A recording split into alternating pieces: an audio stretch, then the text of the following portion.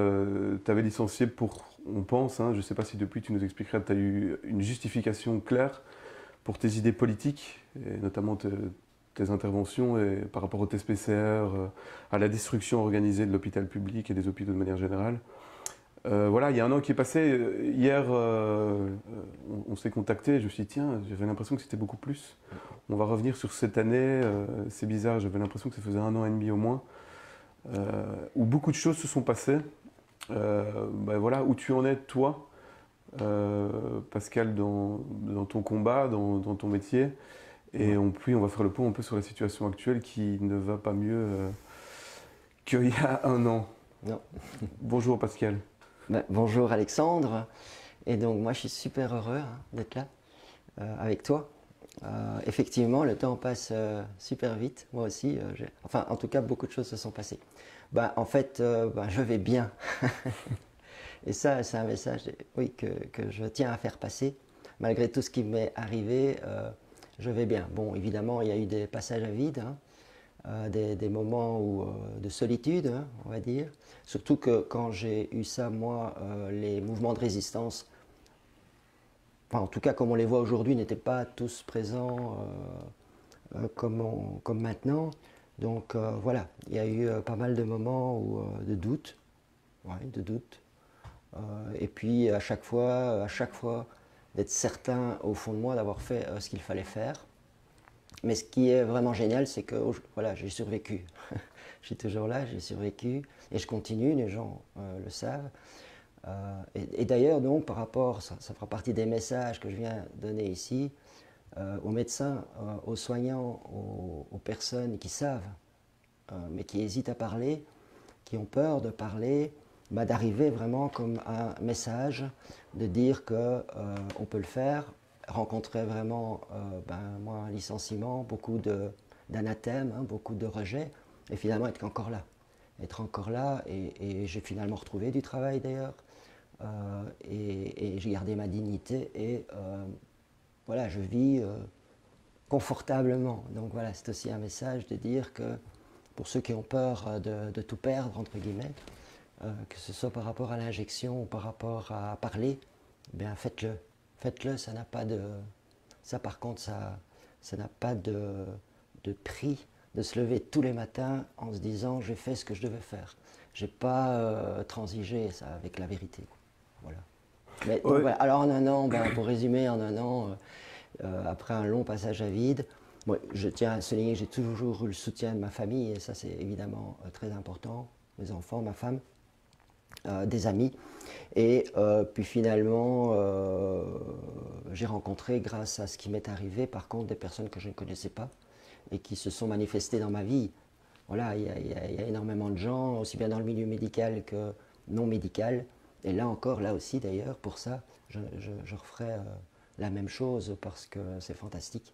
Et donc merci, d'ailleurs j'en profite pour dire à toutes les personnes qui regardent, il y en a certainement beaucoup, que j'ai pu rencontrer dans les manifestations ou à d'autres occasions, et j'en profite vraiment pour les remercier parce que c'est vraiment quelque chose qui est important.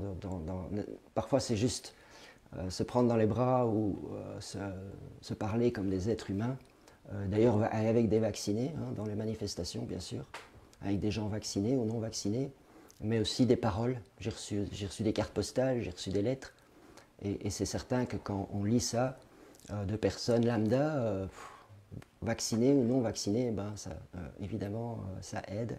Mais là encore, je reviens sur ça. Ça me montre que, en même temps, quel que soit le prix à payer, la récompense, entre guillemets, est bien au-delà. Ça t'a apporté plus.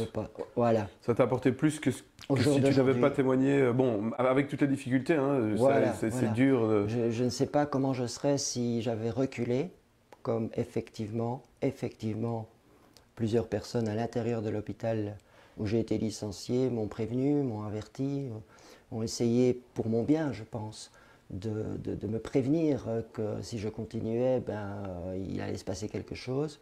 Ceci dit, personne n'avait prévu quand même un licenciement brut. Pour rebondir sur ce que tu as dit, non, sans aucune raison.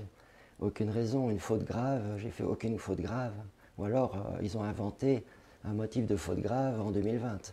Mais ça, on le verra par la voie juridique, bien sûr. Ça, c'est dans les mains des avocats. Mais non, personne n'avait anticipé à ce point de dire le jour même à un réanimateur, je reviens vraiment là-dessus, c'est une des choses qui a réveillé beaucoup de gens, au-delà de ce que je disais et avec lequel moi je conçois tout à fait qu'on soit d'accord ou pas d'accord. Et ça devient un débat, alors ça devient une discussion. Au-delà de ça, je rappelle que l'enjeu qu'ils ont justifié de dire à un réanimateur de 17 ans d'expérience, bien vu dans son métier, bien vu dans son lieu de travail, jusque-là, jusque ce jour-là, de rentrer chez lui. Et comment est-ce qu'on peut... Et de toute façon, pour reprendre cette année, c'est une année de paradoxe, en fait, hein, de contradictions permanentes. On a des politiciens qui nous disent à la télévision, on ne va pas s'en sortir, on a des services saturés, on manque de soignants, ils osent dire ça. Et de l'autre côté, même ça c'est ma petite personne, mais enfin, ils ont pu licencier, réussir à faire avaler à des gens, à la population, mais en même temps, vous avez un médecin là, qui dit des choses qui ne sont pas acceptées, ça mérite de le licencier. Donc on enlève un médecin réanimateur parce qu'en attendant, je faisais bien mon métier, d'un service de soins intensifs, et de l'autre côté, on dit on manque de soignants, on n'en sort pas, on va faire appel à l'armée, et ainsi de suite. Et je sais que de ma petite personne qui a été médiatisée, il y en a des tas d'autres qui ont été licenciés, qui ont été menacés, qui sont tracassés, au niveau infirmier, au niveau médecin, je le sais. Il y a tout ce que je ne sais pas, mais ça doit être dans le monde, dans la Belgique en entier, et dans le monde, oui. Dans le monde. Des soignants qu'on tracasse pour ce qu'ils disent, alors qu'ils font bien leur métier. Et de l'autre côté, on a des journalistes, des politiciens qui font des émissions, des discours sur... il faut, pour justifier par contre des mesures qui depuis 1 an et demi n'ont rien changé, n'ont absolument rien changé. Le port du masque dans les rues, par tout le monde, la distanciation sociale partout et par tout le monde, etc. Et maintenant, ces injections géniques qui ont quand même 9 à 12 mois de recul, n'ont rien changé. Mais de l'autre, on décourage, on fatigue, on culpabilise, on met la pression sur des soignants. Comment est-ce qu'on peut les applaudir en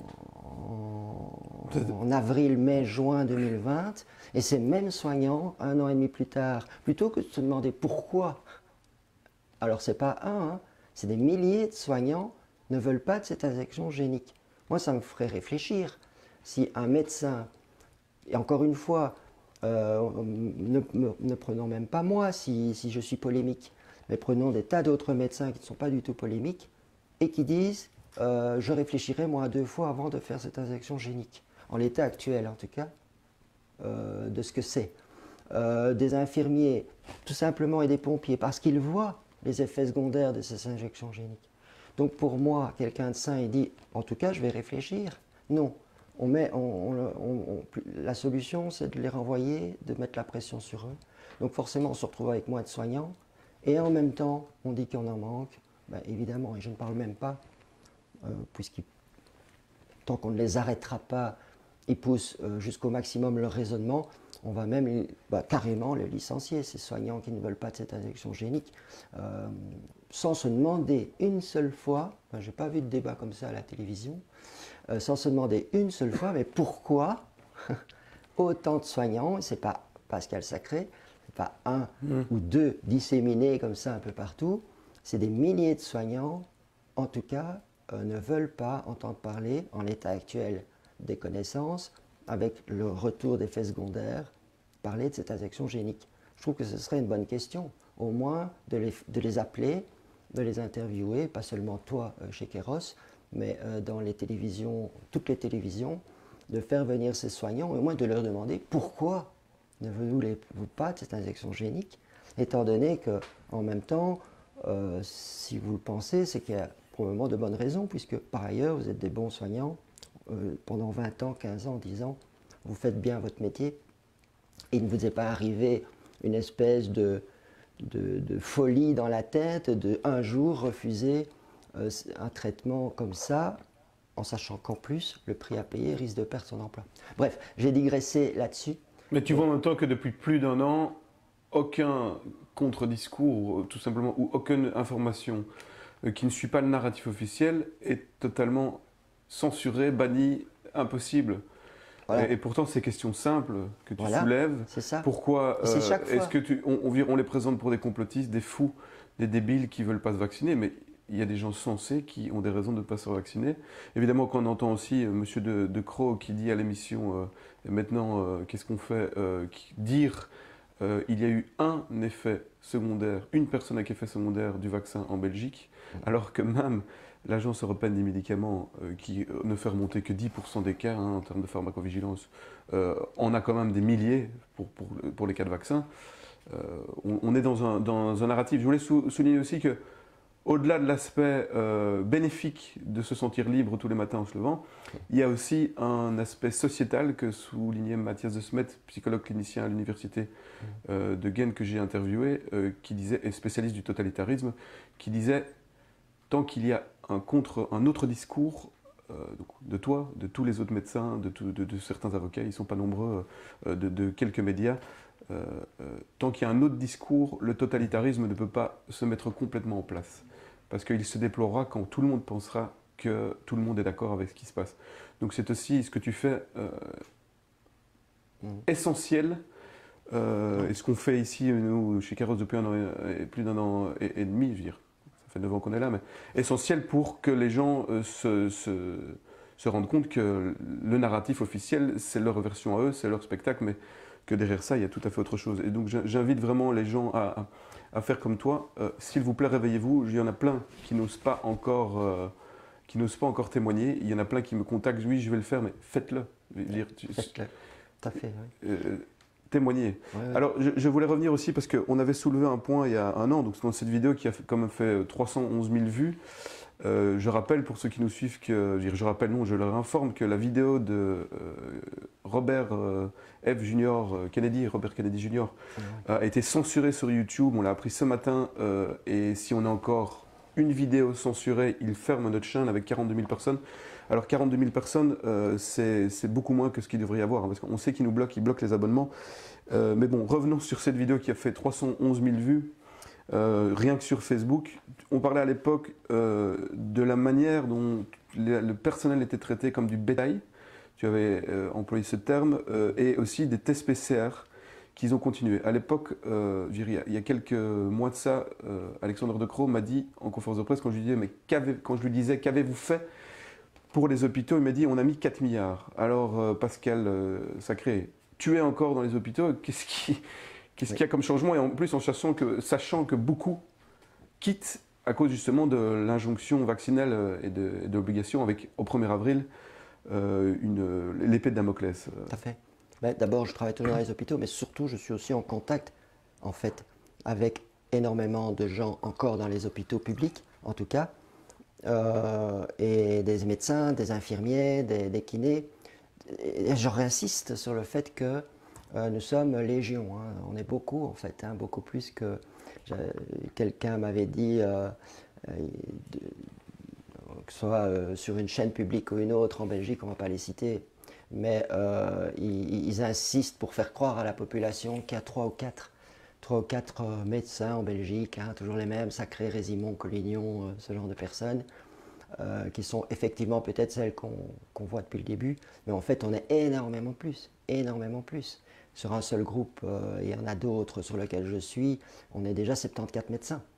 Donc il y a un autre groupe où il y en a 120, voilà. toute profession Donc confondue dans une seule clinique. On est énormément des infirmiers. Tout ça pour dire que du coup, je suis en contact avec énormément de gens encore en activité, dans leurs services, dans la plupart des hôpitaux, en tout cas francophones. Et c'est constant, ça continue de s'aggraver. Et on revient sur ce que j'ai dit d'ailleurs dans ma première intervention, sur ce paradoxe.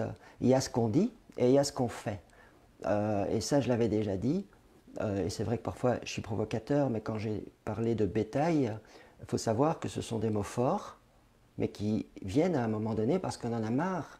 Et d'ailleurs, un des posts Facebook qui m'a valu mon licenciement, je sais pourquoi, j'ai dû blesser l'ego l'ego de certaines personnes haut placées dans l'hôpital en question qui a fini par me licencier parce qu'ils n'ont pas supporté qu'un petit médecin de terrain dise à des gens qui se pensent au-dessus de tout le reste leur vérité, leur cas de vérité. Donc quelque part, cette situation-là, on montre à la télévision. Et donc la plupart des citoyens, bien qu'il y en a de plus en plus qui se réveillent, heureusement, mais il reste encore trop de gens qui croient qu'on fait tout dans les hôpitaux pour améliorer l'offre de soins. Et ils n'écoutent pas. Mais évidemment, on ne leur donne pas la parole, à part toi, où on peut les compter sur les doigts d'une main, et j'enlève ces deux-là, en tout cas en Belgique, mais je pense que c'est la même chose en France, je suis beaucoup la situation en France, et finalement dans tous les autres pays. Il faudrait vraiment que les gens écoutent les gens de terrain, et pas les personnes de terrain qui ont intérêt, parce que les 4 milliards en question, où est-ce qu'ils ont été? Vous savez, dans mon hôpital, notamment. Oui, et même, ou dans les directions, il y a un phénomène tout simple à regarder dans les hôpitaux. Et je dirais dans une entreprise en général. On va prendre une entreprise en général. Quand il commence à y avoir plus de postes, de contrôleurs, de ceux qui y travaillent, quand il commence à y avoir plus de postes administratifs, quand il commence à y avoir plus de postes de direction, sous-direction, sous-sous-direction, sous-sous-sous-sous-direction, que de gens, de postes, de gens qui font le travail par leur transpiration, par leur travail intellectuel ou physique, c'est un problème. Et si on regarde, et bon sang, il ne faut pas croire à ça parce que c'est pas ce cas sacré qui l'est dit, moi j'ai simplement vécu ça de l'intérieur, ce qui me donne peut-être quand même un certain crédit pour parler de ça, mais j'ai surtout lu, et donc bon sang, allez lire les gens s'ils doutent de cette situation, mais elle est dite par d'autres personnes à l'intérieur des hôpitaux, à l'intérieur des établissements de soins, les gens de terrain, ça c'est l'infirmière qui va vous faire l'injection de fraxiparine, c'est le kinésithérapeute qui va faire que votre séjour, il ne va pas durer 8 jours, mais 3 jours, parce qu'il va donner tout ce qu'il a pour vous mobiliser. Ce sont les médecins de terrain qui réfléchissent au meilleur traitement, etc. Mais c'est aussi l'aide-soignante qui aide l'infirmière, c'est aussi la technicienne de surface qui va faire que l'on travaille dans des conditions stériles, etc. Enfin bref, et j'en oublie, des secrétaires, etc. Mais c'est ceux-là, c'est ces personnes-là qu'il faut écouter aujourd'hui. Les gens, allez écouter ces personnes-là, pas les... gestionnaires. Oui, mais leur porte-parole, là. Quand vous voyez un hôpital s'exprimer sur les vaccins, l'obligation vaccinale, les méchants non vaccinés qui mettent en danger la vie des patients, qu'est-ce qui c'est en fait qui parle au nom de l'hôpital? C'est la direction ou son porte-parole, pas l'infirmière, pas le médecin. Alors je ne dis pas qu'il n'y a pas aussi dans l'hôpital des infirmières, des médecins qui se sentent représentés par la direction, mais il y en a également beaucoup qui ne se sentent pas représentés par ces directions. Et ça, c'est de plus en plus, et c'est encore une fois un médecin de l'intérieur qui parle. C'est pour ça, Pascal, qu'il ne les laisse pas parler. Je viens encore, oui. Je suis sur un groupe Telegram où il y a plus de 100 personnes personnelles d'une clinique et la direction leur a dit vous ne pouvez pas parler aux médias. Donc c'est aussi pour cette raison-là qu'ils ne laissent pas parler. Parce qu'ils savent très bien qu'ils ont un autre discours que les gestionnaires. Et ça, je laisse cette conclusion, je laisse les gens tirer d'eux-mêmes cette conclusion, puisque à chaque fois qu'on dit quelque chose, à nouveau les journalistes autres ou les gens ou certaines gens fustigent le mot qu'on a utilisé et finalement amalgament tout. Alors, et au lieu de réfléchir à ce que telle personne dit, une personne comme moi dit, et d'aller vérifier par eux-mêmes. Et c'est évidemment, alors surtout après 1 an et demi, et on parlait de censure, de toute façon, ce qu'on peut dire, c'est que sur 1 an et demi, cette censure qui était déjà présente, hein, finalement, il faut sortir du rang pour se rendre compte qu'en fait, cette censure, elle a toujours existé. Oui. Il y a eu plein de thèmes comme ça, il n'y a rien à faire. Et les vaccins, d'ailleurs, en général, c'est depuis longtemps qu'on ne peut pas parler contre les vaccins. Et l'idée n'est pas encore d'être anti-vaccin parce qu'on dit une remarque du style « Oui, mais il y a quand même des effets secondaires avec les vaccins comportant de l'aluminium. Il ne faut pas parler de ça. » Mais non, ça ne va pas.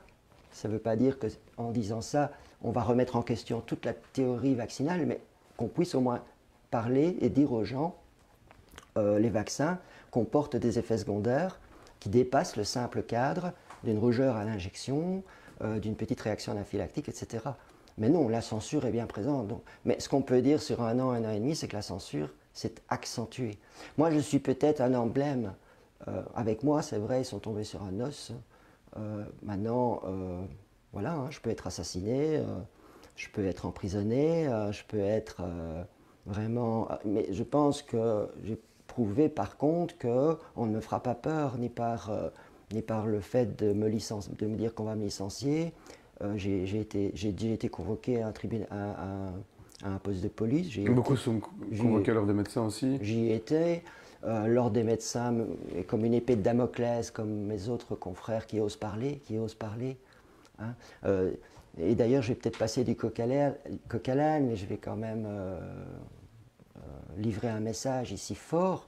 En même temps, j'ai l'expérience de patients qui appellent à l'aide leur médecin traitant, leur médecin de famille. La première question, ou une des premières questions du médecin en question, c'est « Êtes-vous vacciné ?»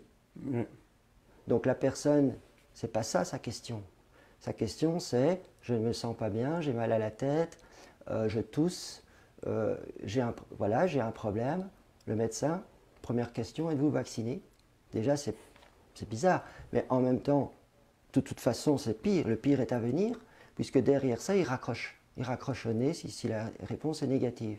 J'ai réellement, je ne fabule pas, j'ai des expériences très personnelles, puisque maintenant je focalise peut-être en tant que médecin. Beaucoup de gens qui du coup se disent mais à quel médecin on va s'adresser alors, et le fait que moi je soignerais n'importe qui, comme avant cette histoire du Covid, j'aurais soigné n'importe qui, quel qu'il soit, au-delà du serment d'Hippocrate. Je pense que c'est la base de notre métier en médecine, c'est de soigner quiconque a besoin d'être soigné. Hein, à quand le SMUR arrivera au bord de la route sur un accident, si la personne est consciente, avant de la soigner, va-t-on demander si elle est vaccinée? Comme ça, si la réponse est négative, malheureusement pour lui, le SMUR refermera ses valises et rentrera à l'hôpital.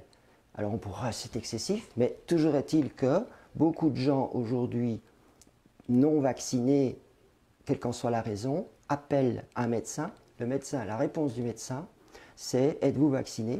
Et si ce n'est pas le cas, paracétamol, restez chez vous et de toute façon, ne m'embêtez plus. Vous n'avez qu'à vous vacciner. Ce qui conduit à des décès, évidemment. Mais au-delà même de ça, c'est incroyable. Et là, où est l'ordre? Où est l'ordre des médecins? Ou alors, qu'est-ce que c'est? Moi, j'ai vécu 25 années en tant que médecin, 18 années en tant que médecin, sans entendre parler de l'ordre des médecins en dehors de ma cotisation annuelle. Jamais entendu parler de l'ordre des médecins, jusque-là. Et je vais dire que, en même temps, il n'y avait aucune raison. Mais j'ai envie de dire, même encore aujourd'hui, où est la raison pour laquelle je pourrais être embêté par l'ordre des médecins alors que je soigne les gens? On parle de l'ivermectine. Mais où est le problème? Où est le problème à partir du moment où je fais un consentement éclairé avec les patients qui viennent me voir? Je leur explique ce que c'est l'ivermectine. Je leur donne un protocole pour, même si je leur ai expliqué oralement, que quand ils rentrent chez eux, ils n'aient pas oublié et ils aient un support pour bien se rappeler de comment prendre l'ivermectine. J'ai lu et relu et relu. Je rappelle que l'ivermectine, c'est un médicament considéré comme essentiel par l'ordre des médecins. Essentiel, ça veut dire quoi? Il y a à peu près 100 médicaments dans le monde qui sont considérés comme essentiels, ça veut dire qu'on ne peut pas s'en passer. Ces médicaments soignent des maladies que rien d'autre ne soigne.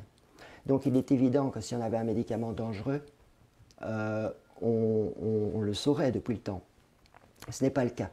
Donc on est avec un médicament sans aucune contre-indication, j'insiste, sans aucune contre-indication, sauf comme pour tout médicament une éventuelle réaction allergique, ça on ne peut pas le savoir à l'avance, mais dans les rapports sur 50 ans, c'est les années 80, fin des années 80, donc pardon, 30 ans, 30, 40 ans, 35 ans d'expérience avec l'ivermectine, il faut chercher, il faut vraiment chercher pour trouver un vrai effet secondaire de ce médicament. Donc on est là avec, donc moi ce que je fais c'est un consentement éclairé et à la fin quand le patient sort de chez moi, il pourrait refuser et dire oui finalement je ne vais pas le prendre, il le prend mais en connaissance de cause. Donc au nom de quoi je serais à cause de ça, moi, embêté par l'ordre des médecins avec un patient que je vais suivre, hein. Je vais lui téléphoner, je lui demande de m'écrire par voie, par mail, pour me tenir au courant. Et voilà.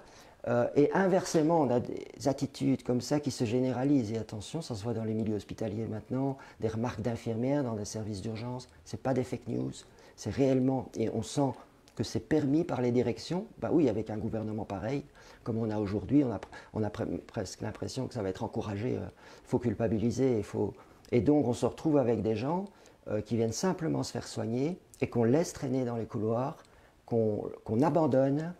Je ne généralise pas, attention, il y a des hôpitaux et des services, mais c'est souvent parce qu'il y a des docteurs qui passent au-dessus de ça et qui font très bien leur travail.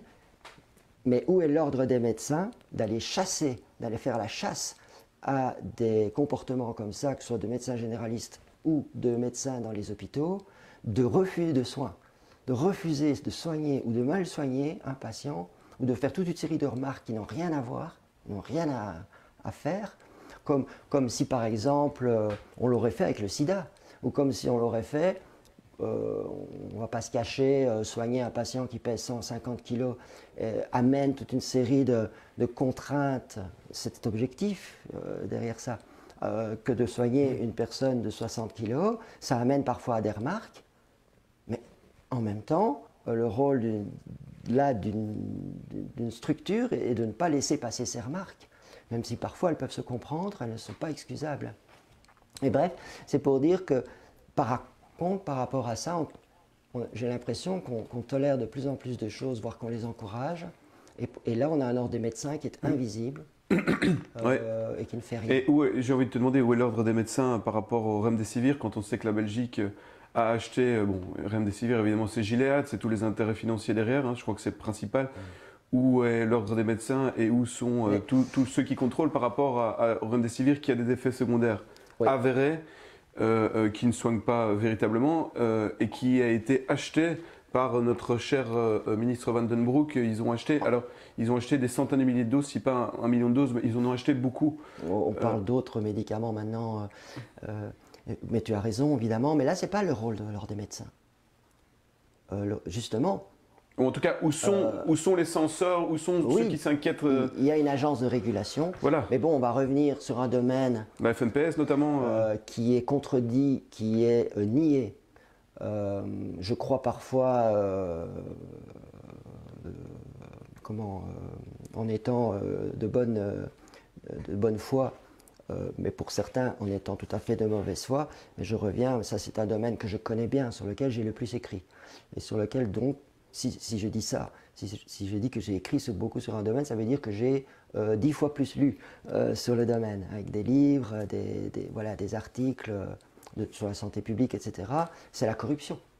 Là, évidemment, celui qui ne comprend pas qu'il y a une énorme corruption, et la corruption, ça peut prendre plusieurs visages, ce n'est pas seulement l'argent, c'est simplement, je vais te nommer chef de service, c'est simplement... je vais te nommer chef de pôle. C'est simplement ta demande de budget, tu vas l'avoir. C'est simplement être invité à des conférences, et là, l'ego, évidemment, etc. Et encore une fois, il n'est pas dire que tout le monde est pourri, que tout ça est pourri, que tout est pourri, je n'ai pas dit ça. Et d'ailleurs, comme tu l'as très bien dit, le totalitarisme est en train d'étendre ses tentacules. Mais en même temps, et c'est pour ça que tu es là, c'est pour ça que moi je m'exprime, c'est pour ça que je me bats, c'est pas encore gagné, c'est pas encore fait. Et d'ailleurs, sinon je ne serais pas là. Une fois qu'on sera dans un pays comme la Corée du Nord ou la Chine, une fois que ce sera le cas, ça voudra dire qu'on aura été éliminé. Ça voudra dire qu'on aura été muselé d'une façon ou d'une autre, soit dans des camps comme sous Staline, etc. On n'y est pas encore. Pas encore. Et c'est nous la preuve, c'est qu'on n'y est pas encore. Mais ces tentacules sont en train évidemment de s'étendre, et une de ces tentacules avec la propagande, c'est la corruption. Mais encore une fois, la corruption, c'est le renvoi d'ascenseur, hein, c'est parfois ça. Quand tu auras fini, je t'engage dans mon entreprise. Mais en même temps, c'est pas du conspirationnisme, ça. C'est vieux comme le monde, c'est vieux comme l'être humain, et c'est réel. Et tant que suffisamment de gens déjà dans la population, mais également dans les organes de pouvoir, parce que je veux espérer que dans les agences de régulation, les ordres de médecins, il reste des personnes choquées, il reste des personnes incorruptibles,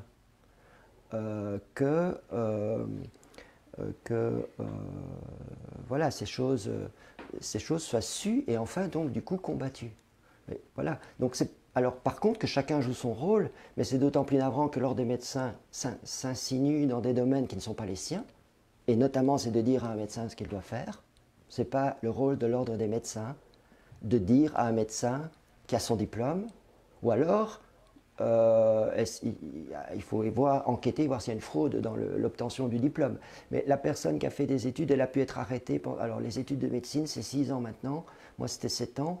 Et j'ai fait une spécialité pendant 6 ans. Donc ça fait 11 à 12 ans pendant lesquels on a le temps d'arrêter une personne si on voit qu'elle n'est pas compétente. Non, inversement, on lui donne son diplôme. Donc, pour autant qu'elle ne fasse pas de faute grave, une faute grave, c'est arriver sous à son travail, des choses comme ça, évidemment. Pour autant qu'elle ne fait pas de faute grave, on va considérer qu'elle est médecin, elle n'a plus à justifier, à faire ses preuves. Elle est médecin.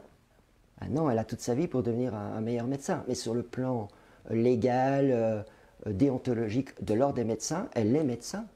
D'ailleurs, je vous le dis encore une fois, et après ça, on n'entend plus parler de l'ordre des médecins que pour payer sa cotisation annuelle, c'est tout. Après, maintenant, il peut y avoir des problèmes dans la relation entre deux médecins, ou au travers d'un patient, justement, qui note un comportement qui n'est pas très correct du médecin, eh ben, il a la possibilité, avant d'attaquer le médecin, de se plaindre à l'ordre, qui va enquêter, qui va essayer de voir pourquoi. Si c'est un problème purement médical, ce n'est pas à lui à juger, il n'est pas compétent. Par contre, si c'est un problème relationnel, effectivement, déontologique, éthique, là, il doit intervenir. Or, ici, par rapport à des médecins qui ne sont vraiment pas très déontologiques, qui ne sont vraiment pas très éthiques, puisqu'ils refusent de soigner des patients, sous prétexte qu'ils ne sont pas vaccinés. C'est du jamais vu quand même, ça.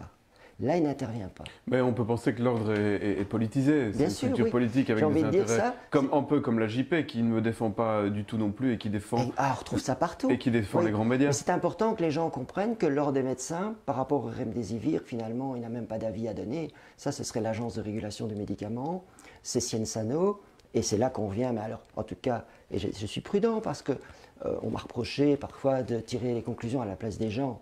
Mais c'est parce qu'à un moment, il faut quand même tirer les conclusions qui s'imposent.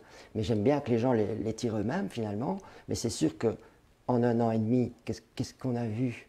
Alors que le scandale de l'hydroxychloroquine, ça, c'est le plus gros scandale. Gate, Raoul parle du plus grand scandale du XXIe siècle. Voilà, et vous avez un système qui met la pression sur Didier Raoult, et pas va avoir le problème de fond, parce que ça, c'est reconnu, le Lancet Gate, sur l'hydroxychloroquine, et inversement le Remdesivir. Alors quand vous savez que le Remdesivir rapporte beaucoup d'argent, à qui? Pas à l'hôpital qui le prescrit, pas au médecin qui le prescrit, et pas aux soignants, à la firme, Gilead en l'occurrence.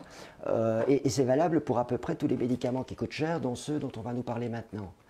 Par contre, l'hydroxychloroquine, même si elle est fabriquée par Sanofi, elle ne rapporte plus rien, mais elle soigne. Là, après, même avant de tirer la conclusion à la place des gens, si les gens ne comprennent pas que, forcément, la seule explication, c'est qu'il y a des gens dans les agences de régulation, il y a des gens dans les conseils d'experts qui conseillent les gouvernements, qui travaillent pour la firme. Alors ça peut être, c'est pas nécessairement de l'argent qui arrive sur leur compte en banque, ça peut être simplement des passe-droits. Des renvois d'ascenseur après. Oui, des renvois d'ascenseur, des considérations. Si vous avez un laboratoire, et là on vient sur les PCR, les PCR ont coûté très cher à la société, et coûtent encore très cher à la société, mais rapportent énormément d'argent à quelqu'un. Il y a quand même un business là. Et là où est l'enquête journalistique? On fait des investigations sur les complotistes, mais qu'ils arrêtent, s'il vous plaît, arrêtez de gaspiller l'argent du contribuable, les journalistes, de faire des émissions sur les complotistes en amalgamant tout, sans rien analyser, sans rien faire comme travail vraiment de journaliste, et faites-nous des émissions sur où va l'argent des PCR. Une très bonne question. On pense Où va l'argent des on PCR? arrive à 1 milliard dépensé rien que pour les PCR. Donc on sait qu'un PCR c'est 70 euros, que les laboratoires en font entre 600 et 2500 par jour, avec des gros labos universitaires qui Voilà. défendent évidemment les PCR parce qu'ils se font des milliards, ils se font Voilà. des... Qui retrouvez-vous? Et encore une fois, l'idée n'est pas d'accuser personne, c'est d'avoir un raisonnement. C'est ça. Pour beaucoup de gens qui sont amalgamés dans les complotistes, conspirationnistes, où là on peut trouver tout et n'importe quoi, ça c'est vrai. Mais beaucoup de gens qui sont amalgamés avec ça, tout simplement pour les discréditer, ne font que raisonner. Et quand on raisonne, et à la Socrate, un peu on ne peut pas accuser Socrate de conspirationnisme, bien qu'on l'ait assassiné finalement, hein, poser trop de questions. Et donc, mais c'est embêtant parce que il est évident que si on tire un fil, il faut aller jusqu'au bout. Quel que soit ce qu'on va trouver au bout, même si ça nous dérange et même si ça remet en cause toute la société.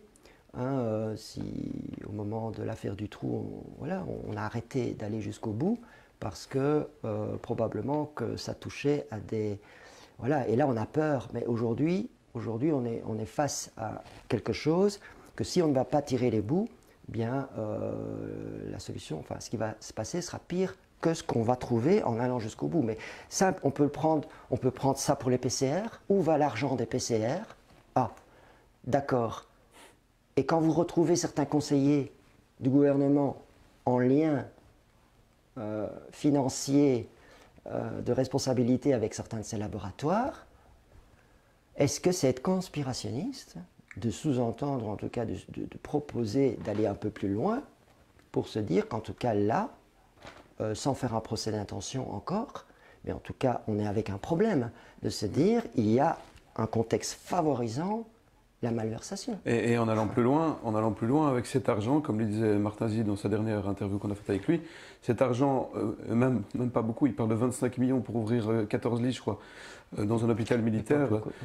On aurait pu ouvrir plein de lits, on aurait pu engager des infirmières, on aurait pu mieux les payer. Les milliards, on parle de milliards d'euros. Oui. On prend les vaccins. Enfin, ces produits qui sont présentés comme des vaccins. Oui, ouais. Je crois que là, c'est d'ailleurs un faux débat, parce que après, mais en tout cas, l'idée derrière, c'est de dire n'allons pas trop vite avant d'appeler ça un vaccin, finalement, parce que, et ça, encore une fois, c'est pas du conspirationnisme. C'est vrai, on pourrait passer une heure pour expliquer pourquoi je dis ça, mais c'est pas tout à fait des vaccins. Mais en tout cas, sur ces produits, il y a des milliards qui ont été dépensés. Voilà, parfois avec la possibilité d'avoir droit à une sortie en boîte de nuit après, la possibilité d'avoir un repas gratuit chez Quick après, hein, c'est dingue. Et en même temps, les gens, j'espère, se disent bien que ces milliards, c'est les leurs, hein, qui ont été dépensés, même si c'est pas sorti de leur poche, même si c'est pas sorti de leur portefeuille ou de leur compte en banque, il y aura une dette, il y aura une note à payer, il n'est pas gratuit. Mais quand vous voyez, oui, les milliards qui ont été injectés là-dedans, les milliards injectés dans la PCR, enfin les millions, etc., et quand vous additionnez tout, mais combien? Alors, moi au début, j'avais dit, il ne faut pas créer plus d'hôpitaux en Belgique, il y en a déjà trop. Mais on aurait pu, c'est vrai, quand même, créer mais alors, où est la task force là-dessus? De créer ou s'il faut deux, un de chaque côté de la frontière linguistique, mais un gros hôpital Covid. Et en même temps, l'avantage de ça, bien, c'est de cantonner les contraintes liées au Covid dans cet hôpital, ce qui permet à tous les autres hôpitaux de fonctionner pour les non-Covid par rapport aux opérations, par rapport à la prise en charge. Parce que ça aussi, hein, encore une fois, on ne soigne, il y a plein de gens qu'on ne soigne pas sous prétexte qu'on doit soigner que les Covid. Et là encore, on est dans un paradoxe. Ce que je disais tantôt, un contraste, on doit sauver des vies, mais on en laisse mourir de l'autre côté. Oui. Faut tuer des gens pour en sauver. Mettre ça dans le même. Par contre, dire on va créer une structure, et on a des milliards manifestement qu'on sait sortir comme ça assez vite, pour créer une structure Covid. Vous imaginez d'abord, ça veut dire quoi qu'on peut faire? Qu'est-ce qu'on peut faire alors avec ça? Vous allez avoir des gens qui vont devenir vachement expérimentés, puisque on ne fait que ça, on ne ferait que ça, prendre en charge les patients Covid. Donc les choses qu'on a mis 6 mois à prendre, et à certains endroits ils n'ont pas encore appris, dans la prise en charge du Covid, l'anticoagulation qu'il faut monter, etc., on leur a appris beaucoup plus vite. Et ensuite, on aurait vraiment des gens qui, au niveau de leur expérience de prise en charge des Covid, serait monté en flèche. Tout en permettant des tournantes, parce que qu'est-ce qu'on voit aujourd'hui? Les gens sont épuisés. Les soignants, ils n'en peuvent plus. Ils n'en peuvent plus, y compris les vaccinés. Hein. Je veux dire, je mets là, au-delà du débat vaccin, pas vaccin, en plus ils en rajoutent. Ils rajoutent du stress sur les non-vaccinés. Nos gouvernements, franchement, je ne sais pas encore qui dans ce pays trouve qu'il a sa place, hein, mais bon, soit. Et là encore, ils nous montrent leur vrai visage en donnant encore plus de stress sur un milieu qui est déjà hyper stressé par la prise en charge du Covid, qui est effectivement quelque chose de beaucoup plus lourd que la prise en charge d'un patient qui n'a pas le Covid. Mais donc justement, avoir un hôpital Covid, ou plusieurs en tout cas, qui ne fait que ça aurait permis de dire pendant 3 mois, toi, je te détache d'un hôpital autre pour aller dans cet hôpital Covid, mais tu vas y rester 3 mois, puis tu reviens, voire même tu as une semaine de congé après ça, ou 2 semaines de congé, et merci, bravo, tu t'es dévoué pour la cause, pour le pays, et puis tu reviens dans ton hôpital normal, mais qui a continué à tourner. Et on fait ça pour les médecins, on fait ça et donc tout le monde finalement contribuerait, pourrait donner de l'énergie, pourrait faire sa part, sans se dire, parce que je pense que ça intervient dans la saturation des gens, finalement, depuis avril 2020, on n'entend parler que de ça. On n'entend parler que de ça. Quand il y a une pause, pendant toute cette pause, on nous parle de la vague qui va arriver. Quand la vague est là, on en parle de la vague suivante. Et finalement, pour un infirmière aujourd'hui, un médecin, un kiné, enfin tous les gens qui sont trempés là-dedans, c'est plus possible. Son métier n'a plus beaucoup de sens. C'est plus possible. Et ça, c'était aussi une alternative. Donc oui, c'est vrai. Finalement, oui, alors c'est aussi embaucher des gens, valoriser ceux qui travaillent pour le moment plutôt que de leur mettre plus de pression sur eux, de les culpabiliser, les valoriser, embaucher, faire des formations accélérées. Oui, il y a la prévention.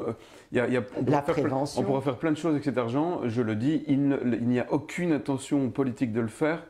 Je rappelle qu'il y a environ 1200 Belges impliqués dans les Pandora Papers. Ah, les Pandora Papers, on n'entend plus pas parler. À quand pour le prochain Papers? Ça va arriver. Mais en attendant, ils pourraient mettre des moyens aussi sur... je fais un peu une digression, mais sur des contrôleurs fiscaux, des gens qui travaillent sur les paradis fiscaux. Ils mettraient 20 personnes plutôt que les 4 qui actuellement. On est d'ailleurs au courant de personnes, de lanceurs d'alerte qui veulent dénoncer, mais qui ne trouvent personne au ministère des Finances, notamment pour dénoncer ce qui se passe. On pourrait coincer ces 1200 Belges, aller chercher tout l'argent qu'ils ont volé aux contribuables et faire plein de choses avec ça. Mais ils ne veulent pas. Je voulais aussi juste rebondir sur ce qui a coûté beaucoup aussi, Pascal Sacré, c'est les masques. Les masques, et je voudrais, Serge, gentiment, qui nous suit, qui collabore à Kairos, m'a envoyé ce matin un rapport qui date déjà de septembre 2021, un rapport de Sciensano. Donc ce ne sont pas des complotistes, évidemment, Sciensano. Et qui dit qu'ils ont identifié dans tous les masques testés des particules de... Je reviens sur... des particules de... ça arrive, hein, c'est les aléas du direct. Titane. C'est ça. L'argent. Tout à fait. Donc, titanium dioxyde, des particules de dioxyde de titanium qui peuvent être cancérigènes, à mon avis elles le sont, mais pour les humains, sont présents dans les masques faciaux analysés. Et donc, je continue. Donc, particules agglomérées, nanoparticules, dans les masques, il y a des produits synthétiques, je traduis l'anglais, hein. Les masques contiennent du polyester, du polyamide, des fibres donc, et donc c'est très très dangereux, c'est cancérigène, mais de nouveau dans la conclusion de Sciensano, ils disent que par rapport aux avantages pour lutter contre le Covid, les inconvénients sont... Donc, je crois qu'ils sont obligés de le dire, mais en même temps ces choses-là, pour encore une fois s'y intéresser, je sais qu'il y a beaucoup de gens qui le disent depuis déjà un certain temps, que ce soit les tests PCR, les écouvillons. Alors, et le problème, c'est que quand on a quelqu'un qui parle de ça, on a très vite derrière quelqu'un qui va dire quelque chose de trop fort, de trop gros. Et donc, tout tombe, y compris ce que disaient d'autres personnes, mais de beaucoup plus mesurées et surtout beaucoup plus sourcées. C'est toujours la même technique, hein. Mais sur la composition des masques, la composition des bouts des écouvillons, PCR, entre autres, ça fait déjà, encore une fois, moi je fais le travail parfois l'impression d'être un journaliste sans être journaliste, mais bon, voilà, comme un citoyen, puisque ces journalistes ne font pas ce travail, de le chercher par moi-même. Donc c'est encore une fois des recherches que j'ai faites, des articles que j'ai lus, des personnes avec qui j'étais en contact. Il y a des lanceurs d'alerte qui disent depuis des mois, si pas un an, que attention, parce que la conjonction, parce que c'est ça aussi, c'est l'addition. Donc on va mettre des masques à tout le monde, y compris à des enfants. Donc c'est quand même respirer, au-delà d'agents toxiques dans ces masques. Je dis aussi que c'est aberrant pour quelqu'un qui aurait éventuellement un peu de virus dans la sphère ORL, de les inhaler comme ça en permanence. J'aimerais vraiment savoir, parce qu'on dit Sciences Sano, mais j'aimerais qu'on me nomme ces noms et quel est leur diplôme et quel est leur parcours, et puis pouvoir discuter avec eux. Mais en même temps, un des meilleurs remèdes par rapport à une infection ORL, c'est au contraire de ventiler, de respirer, d'aérer pour que les virus aillent plus loin et aillent se diluer dans l'air. Hein. De toute façon, il y a des milliards de virus dans l'air et dans l'eau, de toute façon, donc ça a toujours été ça. Heureusement, donc on est là, au contraire, avec le masque, avec quelque chose qui n'est pas inutile au chevet d'un malade Covid, qui n'est pas inutile au bloc opératoire, et avec des diverses raisons. On porte un masque pour se protéger ou on porte un masque pour protéger le patient. Et voilà, il y a des situations où le masque est évidemment très intéressant. Je suis anesthésiste depuis 18 ans. On a eu l'audace de me faire passer pour un anti-masque. C'est encore une fois de la folie, ça. J'ai probablement porté plus le masque que la majorité des gens dans ce pays. Donc je sais ce que c'est un masque, à quoi ça sert et quand il faut le porter, et surtout comment il faut le porter pour que ce soit utile.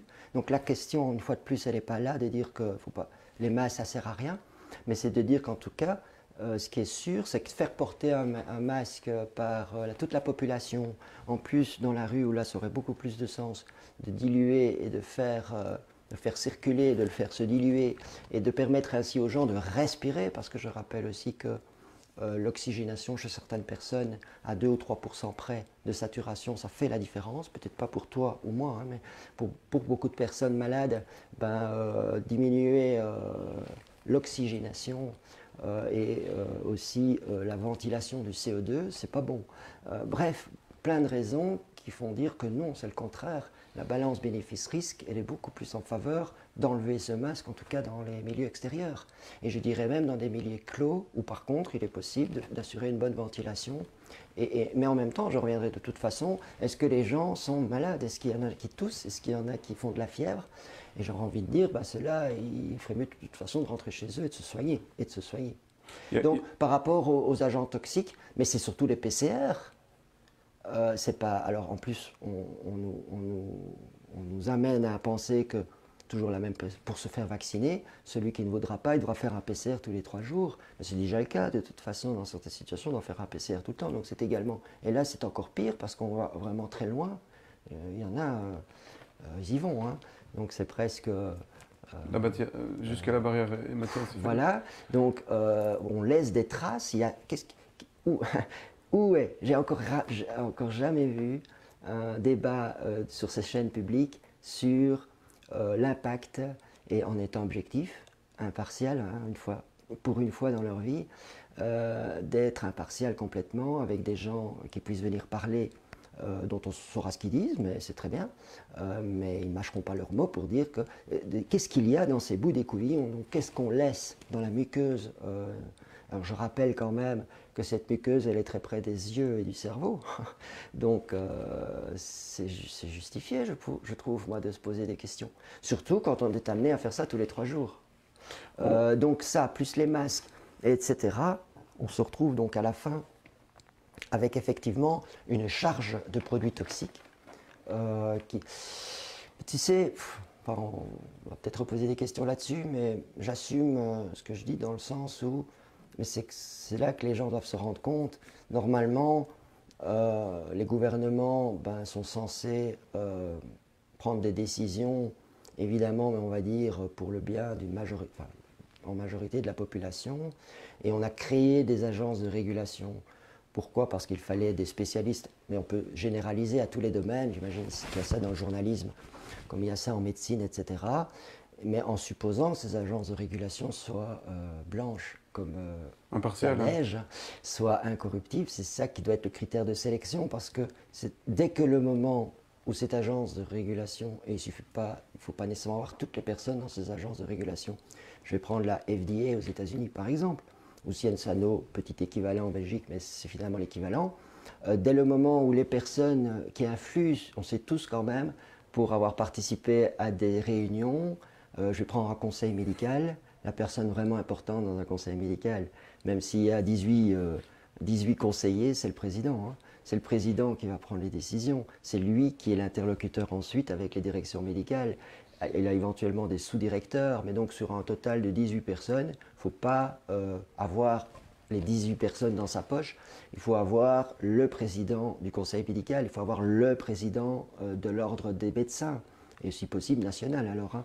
Il faut avoir... Alors avoir, ça veut dire quoi? Ça veut dire pouvoir faire pression sur lui. À partir de là, en tout cas, et moi je m'en fous qu'on appelle ça conspirationnisme, parce que ça c'est une étiquette, c'est un mot, mais ce qui est sûr, c'est que quand on ne voit rien bouger, alors qu'il y a des lanceurs d'alerte, que ces lanceurs d'alerte ils deviennent de plus en plus nombreux, que quand on va voir, pas seulement écouter les chaînes de télévision, on va voir par soi-même qui est Didier Raoult, on va voir par soi-même qui est Pascal Sacré, on va voir par soi-même, etc., qui est Martin Zizi, qu'on voit un CV pareil, Gala, quand on voit, ils parlent d'eux-mêmes, il n'y a rien à ajouter.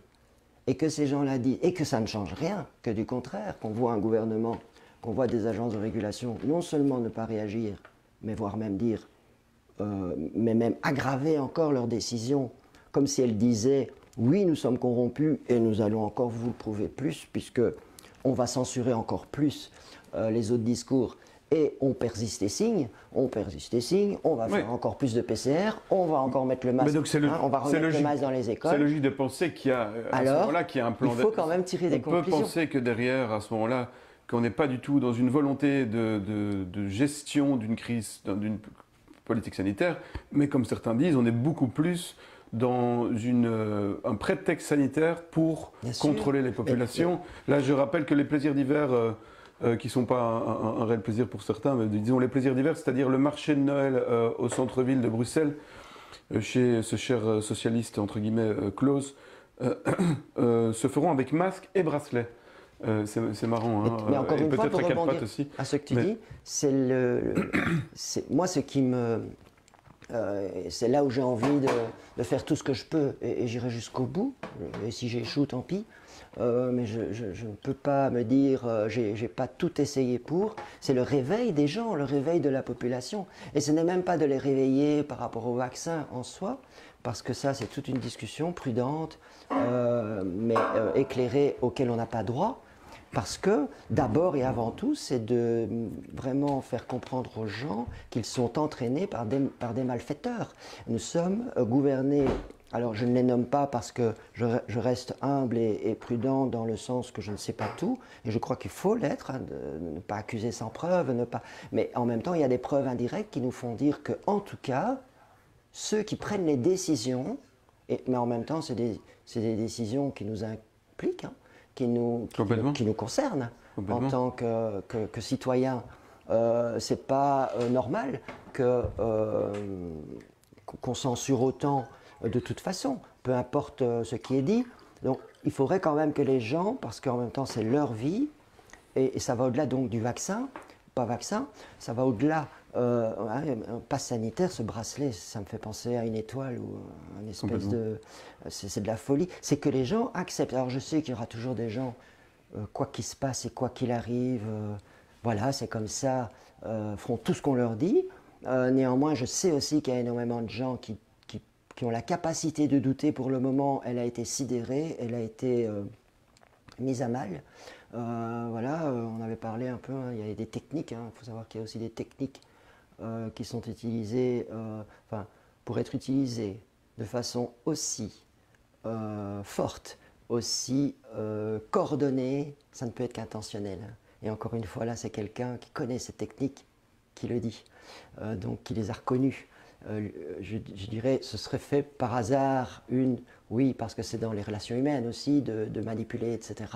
Mais de voir autant de techniques sophistiquées pour certaines, utilisées de façon synchrone par les médias au service du gouvernement, par les gens du gouvernement avec leur porte-parole, par toute une série de gens à différents endroits décisionnels, ça ne peut être qu'intentionnel, ça ne peut être que voulu. Donc ça explique probablement qu'une partie des gens reste un peu sous le coup de cela, mais c'est ça qui me choque moi le plus, c'est qu'avec toutes ces preuves indirectes, et voire certaines même très directes, très évidentes, de plus en plus de lanceurs d'alerte, de plus en plus de gens qui n'en peuvent plus et qui parlent, que ça n'arrive pas encore à arriver à amener les gens à refuser, parce que moi je crois que la solution elle est à la fois très dure manifestement mais en même temps toute simple, c'est de refuser ça, ces gens ne sont rien en fait. S'ils sont debout, c'est parce que nous sommes à genoux. Notre gouvernement, parce qu'il y a des gens qui ouvrent les yeux, tout simplement parce qu'ils ont eu une personne dans leur famille qui a eu des effets secondaires du vaccin, tout simplement parce que ils s'en rendent compte, dans les policiers, dans les pompiers, donc dans tous ces corps de métier qui seraient un peu garants et qui pourraient aussi bien opprimer, je pense aux policiers, l'armée, que protéger une population. Mais pour ça, il n'y a rien à faire, ça c'est un message d'ailleurs que je lance.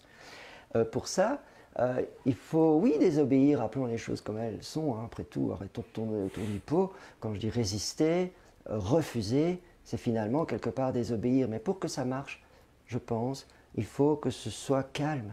Il faut que ça vienne d'une prise de conscience qu'enfin, oui, il y a un problème dans ces agences de régulation.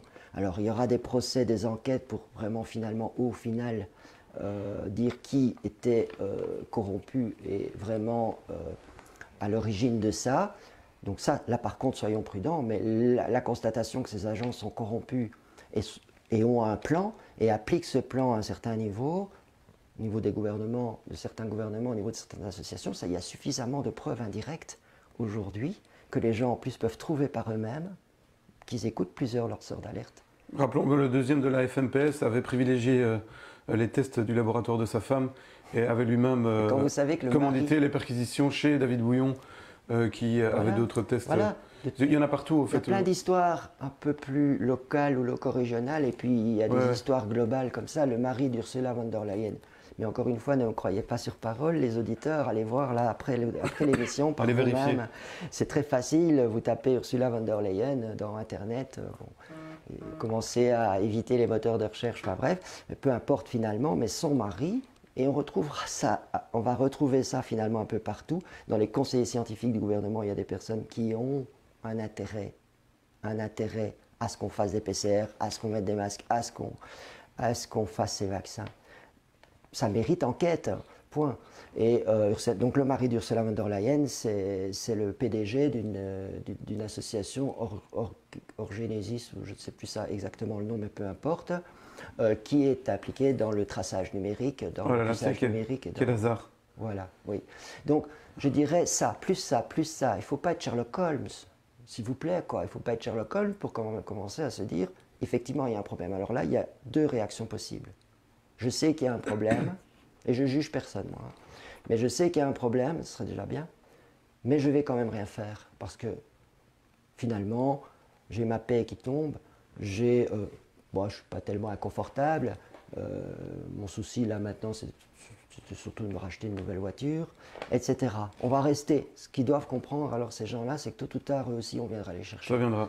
Tôt ou tard, on viendra les chercher, et tout ce confort qui leur fait dire, finalement, je sais, mais qu'est-ce que je peux faire, moi, petite personne? Ça, c'est une fausse excuse, tout simplement, pour ne pas se mettre à mal, donc pour se donner bonne conscience.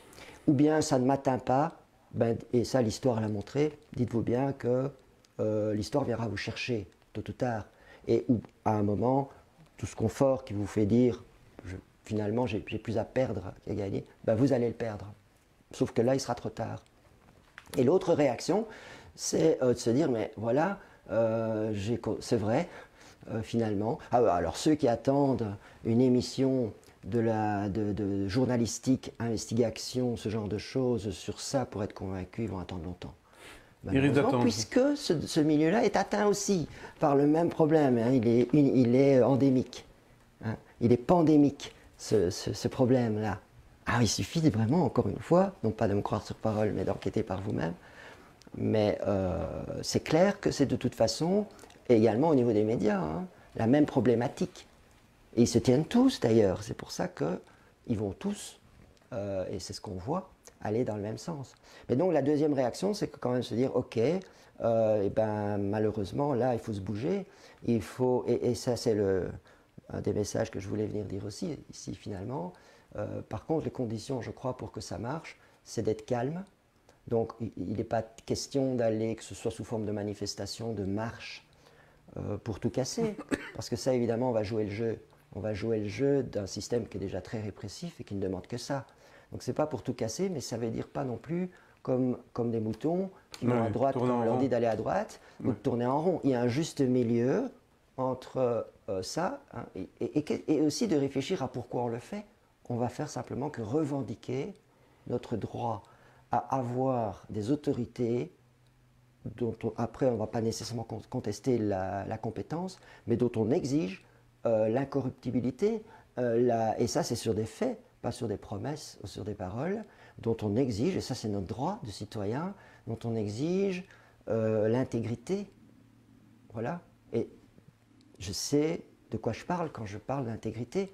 Donc moi je saurais dire, entre autres, avec d'autres personnes, ça oui, sur base de quoi on peut juger quelqu'un d'intègre.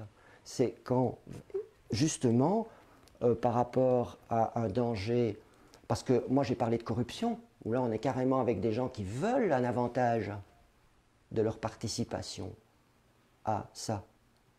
Mais il est certain qu'il y en a aussi qui participent par peur de perdre un avantage, ou par de perdre leur emploi, ou par peur d'une campagne de presse diffamatoire, on en a vu, etc. Et ça, mais là j'en parle d'autant plus à l'aise que j'ai bravé ça et que j'ai rencontré ça. Tu as un exemple, ouais. J'ai rencontré ça. Et tu peux dire... C'est pour ça que parce que enfin, tu me diras, il y a un paradoxe, si tu es humble, de dire que tu es humble, mais c'est vraiment comme ça que je me vois. Mais en même temps, je le fais d'autant plus que je me sens légitime dans le fait de dire que oui, on a le droit à l'intégrité. Oui, enfin, je pense que même on a le droit de l'exiger. L'intégrité, qui n'est pas dire d'avoir des gens parfaits, hein, en toge blanche avec des longs cheveux gris, c'est pas ça. Moi, je ne suis pas parfait, loin de là. Mais néanmoins, qui fasse le jour où quelqu'un, parce que ça c'est inévitable, viendra essayer de les corrompre, ils diront non. Ils diront non. Ça glissera sur eux comme de l'eau sur les plumes d'un canard. Et ils diront non. Et c'est sur ça, pour moi, qu'on doit juger, qu'on doit engager des gens dans les agences de régulation. Les gouvernements, c'est encore autre chose, c'est des politiciens. Et là, je crois qu'il faut rediscuter de la politique. Oui, hein. La façon dont c'est encore un autre problème. Mais en tout cas, nous, la population, on a l'impression, on a élu des gens, et puis on peut vaquer à nos occupations. Et c'est pas ça. Et qu'est-ce qu'on fait quand... Je vais prendre l'exemple, peut-être plus... Vous avez une entreprise, et puis vous avez nommé quelqu'un, et finalement vous vous rendez compte qu'il prend dans la caisse. On n'attend pas 4 ans pour dire, finalement, on fera attention la prochaine fois. Enfin, je ne pense pas. Donc on réagit, et alors ça peut être, on le vire, ou on lui donne une deuxième chance, je ne sais pas. En tout cas, on réagit. Prenez ça à l'échelle d'un pays, puis à l'échelle du monde, parce que vous allez retrouver ça partout, hein, l'Organisation mondiale de la santé, l'Organisation des Nations Unies. C'est un système qui utilise la corruption, l'intimidation, la peur et l'arrogance, de confondre compétence et intégrité. Puisqu'on est compétent, on est forcément intègre, pas du tout. De confondre j'ai tel parcours, je suis riche, donc je suis forcément intelligent, et je suis forcément une bonne personne parce que j'ai des fondations et que je donne mon argent pour des causes. Non, pas du tout. Ça peut être juste la vitrine. Et qu'est-ce qu'ils font, et à un moment donné, on se rend compte que l'Organisation mondiale de la santé, c'est un énorme échec, en fait, de dire que les PCR financé en grande partie par le privé. Plusieurs mois plus tard, mais oui, mais c'est sur ça qu'on doit juger, parce que ça, on va vous dire, comment voulez-vous faire autrement aujourd'hui, partenariat public-privé, il y en a qui vont vous dire, et alors, quoi. Mais par contre, juger sur les actes, quand vous avez une organisation qui dit il faut faire ça et qui plus tard dit il ne faut pas faire ça, que de toute façon les gouvernements appliquent ce que l'organisation a dit en premier, puis ça passe inaperçu quand l'Organisation mondiale de la santé dit que les PCR ne sont pas fiables. L'Organisation mondiale de la santé a dit, et encore une fois, ce n'est pas moi qui dis ça, je relais quelque chose que j'ai lu. L'Organisation mondiale de la santé a dit les tests PCR ne sont pas fiables. Et qu'est-ce que vous voyez, les gens là qui écoutent, et j'aimerais bien toucher toute la Belgique, dans le sens de dire regardez ce que fait notre gouvernement, il continue à utiliser les PCR, à baser toute la gestion de la crise là-dessus, et on parle même donc les soignants qui ne devraient pas se faire vacciner, de leur faire tous les 3 jours. Mais l'OMS vous dit, et là, gouvernement, l'OMS vous dit que c'est pas fiable. Ce que j'ai envie de dire là, Pascal Sacré, c'est parce que là, il y a plus de 1200, on a passé le cap presque des 1200 personnes qui nous suivent, comme il y a d'autres réseaux, je crois que c'est plus en tout. Merci d'être là. J'ai envie de dire, ceux qui sont là et qui sont en contact avec des gens, qui sont en relation avec des gens qui ne croient pas à tout ça, j'ai envie de juste dire, mais vous ne devez pas être d'accord, mais pourquoi toutes ces questions, qui ne sont pas des questions de complotistes, ces questions, d'ailleurs certains disent, il faut dire questionnistes, pourquoi toutes ces questions ne sont pas soulevées? Si vous êtes totalement pour les vaccins, que vous pensez que le gouvernement fait de bonnes choses, même posez-vous la question, pourquoi on ne peut pas poser ces questions? Je pense aussi que le pouvoir politique et médiatique a la capacité d'effacer la mémoire, d'organiser l'amnésie, comme je dis.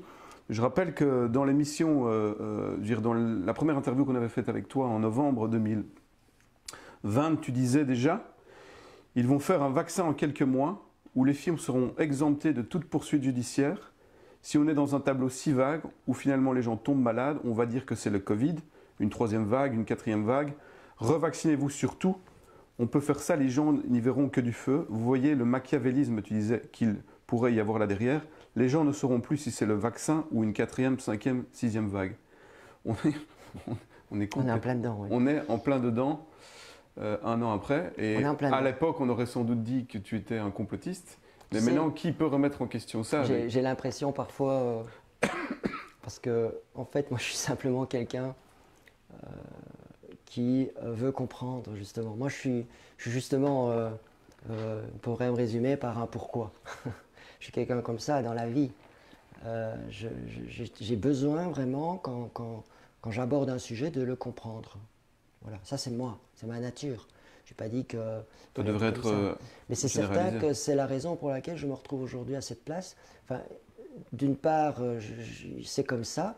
Enfin, il y a plusieurs choses. J'ai une capacité de lecture énorme parce que j'ai eu la chance d'avoir accès à beaucoup de livres très jeune. Donc, je sais ingurgiter énormément de données.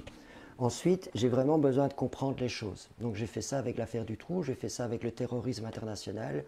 Et évidemment, sur tous les sujets médicaux, encore plus, puisque là, j'avais en plus des connaissances propres. Et donc, la grippe H1N1 en 2009, etc. Mais c'est pour citer les plus médiatisés et les plus connus.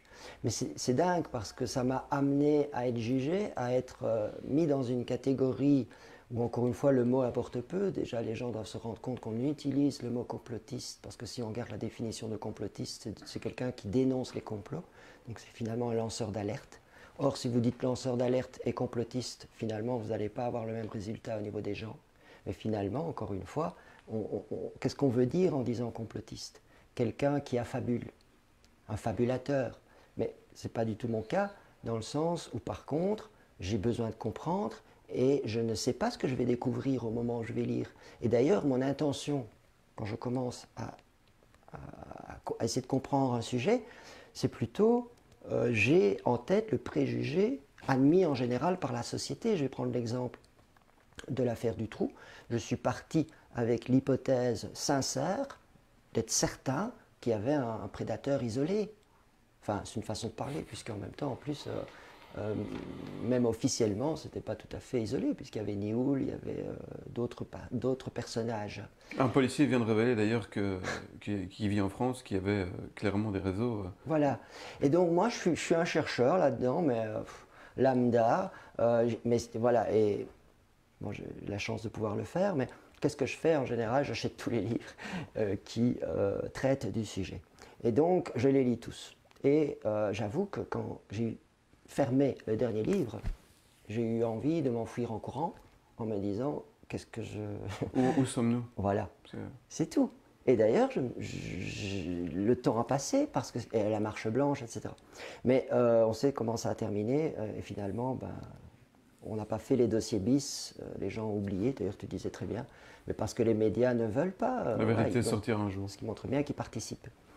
Bref, il y a eu le 11 septembre, mais c'est exactement la même chose. Je suis parti avec le préjugé qu'il y avait vraiment un type isolé dans une caverne en Afghanistan qui avait échafaudé un plan pareil. Avec quand même, je me dis, mais comment est-ce qu'on peut attaquer un pays comme ça sur leur sol, arriver à amener un avion dans le Pentagone, qui est l'endroit le plus surveillé au monde, où il y a le plus de caméras au monde, sans savoir montrer en plus vraiment une image claire de cet avion, enfin, ou de bout de cet avion, dans la paroi, enfin certes, je ne vais pas refaire toute l'histoire du 11 septembre, mais c'est important parce que ça veut dire que moi, je cherche juste à comprendre, et en plus en partant avec le préjugé admis généralement par la société, la version officielle du gouvernement. C'est pas moi, c'est de lire autant de livres, et je vous assure, de gens sérieux. Il faut lire les livres, faut pas... Il y a beaucoup de sujets que les gens analysent à brûle-pourpoint en regardant la demi-heure du journal télévisé. Mais comment, et en parlant en plus là-dedans, de la météo, du concours de tarte dans un village un tel, et on va faire sur le 11 septembre 3-4 minutes. Et les gens, leur opinion sur le 11 septembre, c'est basé là-dessus. Et quand vous lisez 15 bouquins qui font 300 pages chacun, notamment de professeurs d'université, dont la compétence c'est justement la physique des bâtiments, etc., et qu'à un moment vous vous dites, j'ai pas envie, moi non plus, de réaliser qu'il y a eu autre chose que simplement un type caché dans une caverne. J'ai pas envie. La première réflexe, c'est de refermer ces livres, vraiment. J'ai pas envie de savoir. Mais à la fin, il y a un moment où, voilà, soit on se rendort, soit on commence à lier les points, même si ça va vous amener à la fin à être étiqueté complotiste, et avec un rictus de mépris, là, de gens qui en même temps ont le centième de votre connaissance sur le sujet. Mais avec la grippe H1N1 et maintenant tout ce qui se passe ici aussi, c'est la même chose. Donc par rapport à tout ce travail, c'est ce qu'on peut appeler des lanceurs d'alerte, mais finalement, j'ai vraiment cette sensation, moi, après donc 20 ans de tout ça, et je ne suis pas le seul, d'être un peu comme Cassandre. Je ne sais pas si tu vois qui c'est Cassandre. C'est un personnage de la mythologie qui a été maudit par Apollon, je pense, parce qu'elle n'a pas voulu coucher avec lui. C'est la mythologie, en lui disant, et elle savait deviner l'avenir, mais on ne croira jamais à ce que tu dis. C'est ta malédiction. Alors, c'est pas pour faire Calimero, pas du tout, mais c'est en même temps, écoute, alors, et je ne vais même pas parler pour moi, parce qu'il y en a des tas d'autres, Dominique Michel, Louis Fouché, Carlo Brusa, voilà, et il y en a en Belgique, et écoutez les lanceurs d'alerte, et posez-vous quand les journalistes, les médias, ou la doxa, les bien-pensants appellent ces gens-là des complotistes, posez-vous juste la question, qu'est-ce qu'ils ont gagné à faire ça? Qu'est-ce qu'on a gagné, bon sang, à faire ça? Alors, on n'est pas fou, je vous rassure, on n'est pas fou. On ne veut pas passer à la télévision, très mal à l'aise d'ailleurs de le faire, on ne veut pas de ça. Mais par contre, et c'est assez systématique, Perronne, Raoult, Fouché, moi, etc., on a tous perdu quelque chose. On prend des risques.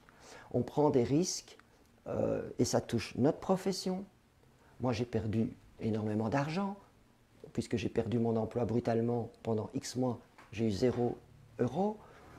Donc, pourquoi est-ce que j'aurais fait ça si ce n'est pas de la folie? Et alors, il y a beaucoup de fous aujourd'hui. Si c'est pas... et inversement, de l'autre côté, vous avez des tas de gens qui, eux, aujourd'hui, c'est visible comme le nez sur le visage, gagnent de l'argent à dire ce qu'ils disent. Et là, les gens ont du mal à accepter qu'il y ait une corruption telle que oui, il y a des gens du coup qui prônent des décisions qui amènent des décès, qui amènent des drames, etc. Donc d'un côté, on a des gens qui ont des intérêts financiers ou carriéristes à le faire. De l'autre, vous avez des lanceurs d'alerte qui disent tout le contraire et qui auraient quoi comme raison de faire ça? Donc, et dans mon cas, c'est de vraiment avoir eu ce défaut, qualité, tout dépend, hein, puisque finalement ça m'a amené plus de problèmes qu'autre chose dans la vie, mais c'est d'essayer de comprendre. Et quand j'ai compris, après, ça c'est vrai, et surtout ce jour-là, en médecine, parce que ça, c'était pas possible pour moi, ayant compris, ayant vu des choses de me taire, de le dire. Et à l'issue de ça, j'ai quoi? J'ai failli perdre mon couple, j'ai perdu mon emploi, j'ai autant par certaines personnes, je suis presque mis sur un piédestal malgré moi, autant par d'autres personnes, et notamment dans des médecins qui n'ouvrent pas les yeux, je suis un peu vu comme une espèce d'agitateur, bon, pas ça, mais bon, je suis vu comme ça. Il y a des gens à qui je ne parle plus, et c'est pas de mon fait. Il y a j'ai eu un documentaire sur une chaîne publique. J'ai eu un journaliste qui est venu en micro caché chez moi, RTBF. comme un voleur, comme quelqu'un qui aurait tué quelqu'un.